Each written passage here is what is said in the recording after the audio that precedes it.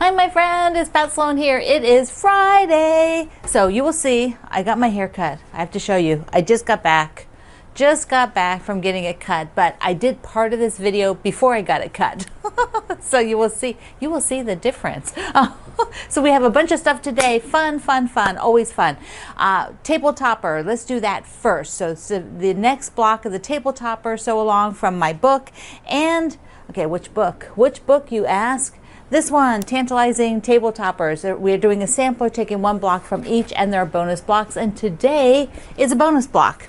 So that is always wonderful and fun. Makes it a little bit more exciting, doesn't it? Just to have something a little different popped in here every once in a while. So first, let me show you the block. Ta-da! So this is it, the pattern. You will download at my website. So there's just the worksheet page in there. Now I want to talk you through the fabric selection and how it relates to kind of the plan that I'm doing for the overall. So let's do that first. I want to look at how I'm approaching backgrounds. For the most part, I want to use what might be considered backgrounds as the prints. I want to use prints in the backgrounds, a light, instead of going with, cream. And those will be the sashing, just like it is over here. Now I did put the cream around this flower, and I may do that on a few of them. For the most part though, I am really trying to get these other prints to be the background, and then also popping in solids. So now we'll see what solid do I want to work on for this one, and then I'll be able to put sashings on this unit, and we can sew that whole middle section. The bonus is a super fun little easy twist, just a couple pieces of fabric, but I am going to be switching around, like I said, how I use backgrounds. So let's take a look at what I pulled for this. There are a lot of backgrounds that are lighter in birdsong. So there's a whole bunch of them that I could have gone with, but I decided to see, let's see, there's, the mediums. That one's that one, and you even have this one, which is more open and scattery. So here's the block again. I'll leave it over there so you can see it, but I'm going to try this bigger print. We'll see. I may decide to switch it out, because the safe thing to do is like this one. I think that's safe. This is safe because they are more compact. They don't have as much going on. There are not as many colors, but I don't want to play it safe. I want to play around with these and sort of work the fabric and see what can happen and what you can do, because that's very exciting. It makes it different and unique and not like what everybody else does. I don't want to do it like everybody else. Okay, so here is, this is the one that has the bird. So I would like to try to get the bird position somewhere in one of these longer ones, because that's 2.5 by 4.5. So if I do 2.5 by 4.5, yeah, so I can have the bird like on one of these strips. So if I did the bird, then what I want to do is, what's reading medium will be this blue. So I will have a nice strong blue accent for this twist. And then the center is where I'm thinking. I can go with the light green, and that's used in the very middle of the quilt right now. And that's nice. I could go with the little darker green, and I like that too. I like that one best, I think. And then I could do just light blue. But I'd like to bring some green in. I already had yellow in the previous one. The other thing would be, let's see, I've got that stripe. But once again, this stripe blends in too much visually to this solid. So I don't generally want to use the stripe with that solid, because they just blend too much. Okay, so now I do have the other. There's the other stripe, but I think, and it's a bit brighter. But I want more contrast. So I think I'm going to go with this green. Let's fussy cut the bird together. There are two birds. This one is more horizontal, so he is not going to be the best candidate for the 2.5 by 4.5, because I won't get as much of him in. It is going to be, he's going to be struggling to fit in here. So let me just go down a little bit closer. So what I want is this bird. So this bird with 2.5 by 4.5, can see he can fit in there. He's not going to get all of his tail, but I definitely want to get his nose. Now looking at this, I want to be frugal. I don't want to just chop the first one. Let's take a look. Is there one closer to the edge? It's a repeat, so here he is down at the bottom, and the bottom one is definitely closer to the edge, and if I even went further over, this one is as well. What do I have? This goes all the way across here. So do I have a bird out here? Oh, look at this. Okay, so here's the choices now. So if I'm going to fussy cut this bird, he will have more above him. He's not going to be centered because 2.5 by 4.5 is right to where my hand is. So the bird will be in the lower half of the block. So remember, this is what the block looks like. So be in the lower half of the block. Now this one is further up.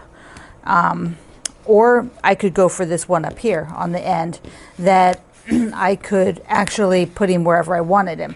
So if I wanted it more in the middle, then I could do this bird here.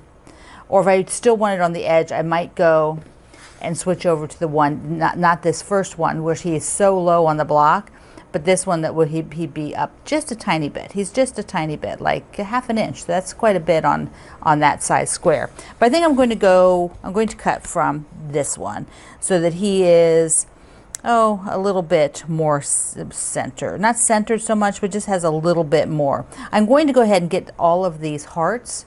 There's a bunch of little hearts right here. See these? So I can kind of get them in here. And I want to be at least a 1/4 of an inch from his beak. Okay, which means I'm going to cut off his tail. We're not going to get all of his tail, but you know, that's the way it is. I am going to cut it from a strip. Not the whole way down, just what I need, and cut across.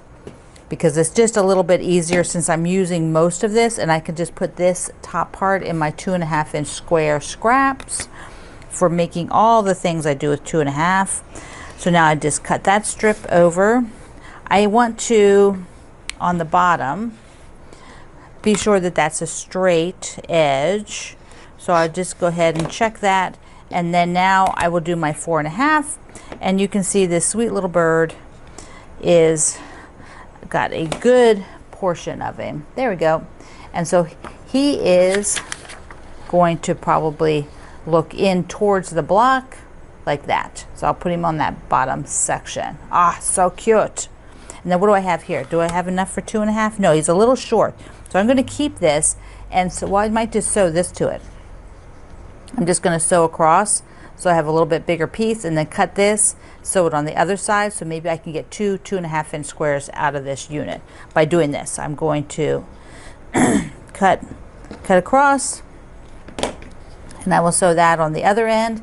So I'll sew these 3 together, which when I sew them, I will definitely be able to get 2.5 inch squares out of that. So I'll use these as starts and stops for when I'm making the block. All right, now I will sew. So now you can see, here is the bird. And then I just love this flower in the, I want to do it in applique. Isn't it pretty? So I got that flower and I got the bird. So let's see how it looks up in its position. So I'm going to do it angled this way, which is, now I could have angled it a different way, or I could change this one so that it's angled this way and that one's kind of angled that way. I don't think it really matters. And I like the flowers in the middle on this one, in that position. So there you go. So these now, I will do the sashing on this side, and my sashing, I am using the cream from my Birdsong. These are my Birdsong fabrics, plus the little set of solids to go with it. Yeah, and now this is what I sewed together. Some of those little cutoffs, I will cut a 2.5, I would trim here, then cut a 2.5 inch strip, and then subcut those into 2.5 inch squares, and these will go in my pile. I probably put it in the basket with all the teal stuff to use as backgrounds, to use as the light for alternating with the teal. I think it will look really good in there. All right, we have other fun things. One is the auction quilts from Make-A-Wish are up. They're live. It is always so exciting. This year there are 4 quilts, 4, being auctioned for Make-A-Wish. This is a project that Kimberly Jolly and Kevin Jolly, who own the Fat Quarter Shop, run. And several of us participate a lot of people participate. Because you did donations, you are very, very generous quilters, and then you sewed the quilt, the heartfelt quilt. And then several of us donate our finished quilt to be auctioned. Mine is quilted by Gina Tell, and the other quilts that are up, of course, is Kimberly's quilt, Corey Yoder's quilt, which I believe Corey's fabric was used. Was her fabric used this year? I can't remember. Lisa Bongine did a quilt and auctioned it and is up for auction, and mine is up for auction. So down the links below and at my website is a link to the master page where you can see all 4 quilts. Now the Make-A-Wish is a foundation to help children have a wish granted, and basically the child will ask for something and then the Make-A-Wish Foundation makes that happen. So on my website today I have a little bio of Italia, and she has leukemia and her wish is to go to Disneyland. And so I have the little bio sheet there so that you can see it. The Fat Quarter Shop sent that over. Usually there's not a lot of photos of the event, of giving the donation, but Kimberly and Kevin and a couple of their staff are usually there if the family is willing to have others there, and will be there to present the gift. So it is so personal. You know, the Jollies have several children of their own. They love children, and so don't we all? And this is something they have been doing for years and feel really committed to, and I'm so happy to be able to be part of that, and thank all of you for being part of it as well. So you can donate, you can bid to win my quilt or one of the other 3 quilts that are up today. All right, we also have, let me tell you, before we go to the next one, I want to remind you that the Quilt Alliance is tomorrow. Their big event starts, well, I think it started today. Their event starts today, and then my part is tomorrow. The panel, I'm on a panel about how people run a business, and so that is something you can come and watch. I'm on with several other panelists, and we all have very diverse and different business models, totally different business models. And so that's kind of interesting to see how we talk about how we do this as our job. And then there's other lectures and panels, as well as many other things. So if you missed out on that, you can still get a ticket. You can watch it at your own convenience, which is nice because I like to watch things like that later in the evening. Tomorrow I will be watching it when it runs because we will do a live Q&A, and that will be super fun. Now we have Jelly Roll Day. Well, Jelly Roll Day is actually tomorrow, and tomorrow, you know, you can take a jelly roll, make a quilt. Some of you might be doing that with your quilt shops. It's just a fun way to sort of sew with a bigger community. Now, the Fat Quarter Shop decided to do an Instagram tour of jelly roll quilts made with their free patterns, and we're giving away jelly rolls. So I'm giving away one, and all the other participants are. You can get a link to everybody in my website. You will enter at my website, and you can also enter at Instagram. So one of the 2 places. But let me show you mine. I did mine with a fabric line called Wild Meadow. Now, Wild Meadow is not in the stores yet. It will be very soon. It didn't quite make it here for the Jelly Roll Day, but look at this. I did the railway, and my friend Bobby, who is one of our ambassadors, helped me with this. Look at this. Oh, so awesome. Tomorrow on the video, I'll show it to you again. I'll put it up on the wall for part of the time. Look, look, look. Now, this is quilted with this kind of an open organic feather done in variegated thread. Can you see the variegated thread?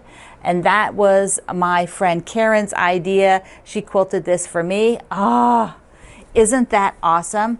And then my backing is my Harmony wide back. Isn't that perfect? It's perfect with this plum solid. So this solid just is so yummy. This whole fabric line is so yummy. You will love it. Once it's in the stores, you can get it. So there are lots of jelly rolls out there, and if you are the one who wins the jelly roll, you get to pick whichever one you want. That's fun. I had bought this other jelly roll, which was the Sister Bay. And I bought the charm pack, and I bought some companion fabrics because I just think this is gorgeous, and I still want to do something with this one. Maybe adding some navy, I don't know. Ah, so pretty. Okay, so you're going to go to my website and answer the question I have there to be in the jelly roll race. Now I have a mail call or 2 or 3, so let's do those. So this first one is from Lori in Canada, and she sent me, oh, such a nice card. And she said what happened was her daughter was going to the United States and says, do you want anything? And Lori says, oh, bring me a Starbucks card for Pat. I'm like, oh, how nice is that? So there, isn't that nice? So she brought me a card. So good. Yep. This next one will be on you. Thank you. And then I have from Karen in Nebraska.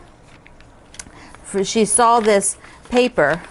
I have to just fold it over so you can see it. Look at this. She found some paper with the pink flamingos. She thought of me. It's like, oh, I love it. Love it. And then she found this fabric. Look how cute this is.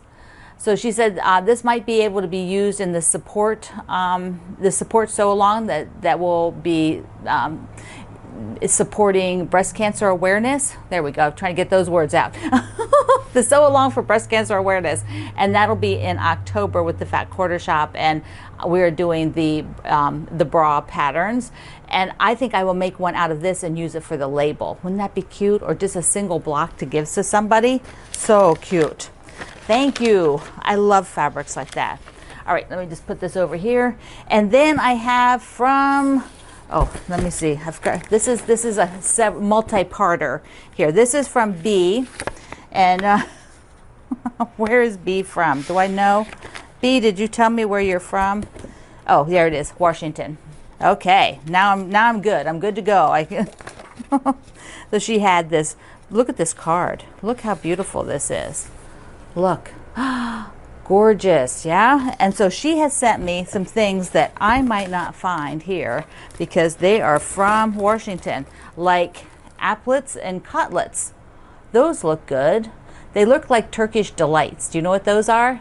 That's what they remind me of. We'll have to see if that's what they taste like. And a super cute, this is proof I have the patience to stab something 4,000 times. Who can relate? Yes. And of course she didn't send it empty. It has darling little notepad in it. So sweet. Okay, what else is in here? Some tea, Market Spice Huckleberry tea. Yum. Established in 1911, this company. That's a while. That's a while in a day. Roca Bites. Oh, yum. Totally yum. I may have to rip those open right now. Cherry Quartet. So those are, oh, the chocolate covered cherries. Those are always so good. So good. Okay, I told you there's a couple things, just a couple things in here. Almost. There we go. Look at those chocolates. Holy cow. Mint chocolate truffle, dark chocolate truffle, and dark chocolate espresso. Rainy day. Oh, they sound good. And a little bit of fabric, which she said is, these are all things from her area. And so I'm thinking this probably was shop hop fabric maybe for her area, or just things that are like her, look like her area. Look at that. Look how cute. Look how cute with the bear with the backpack. Oh my goodness. And mushrooms and a little companion print. But wait, what is this? Look how sweet this is. Okay. I get so excited about this stuff. Imagine, look at this. Is that like, it's a jar. Look at the jar. Oh, that is too cute. That is too cute. I love the jar. Does it say who's made this line? This is Imagine by Rebecca Jones of Clothworks. Oh my goodness. Now you get to hear the sirens go by. You know, I live like a block from the fire station, so I don't usually hear them, but you know, I do when I don't really want to. That's oh my goodness. This is Bev. This is just also amazing. Thank you to everybody. Thank you always for thinking of me. It's just so wonderful, and I appreciate all of you so very much. Mwah.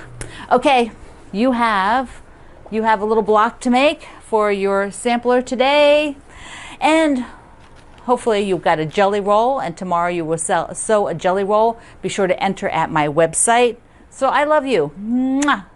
Thank you for being in the Sloan Zone. I will see you online.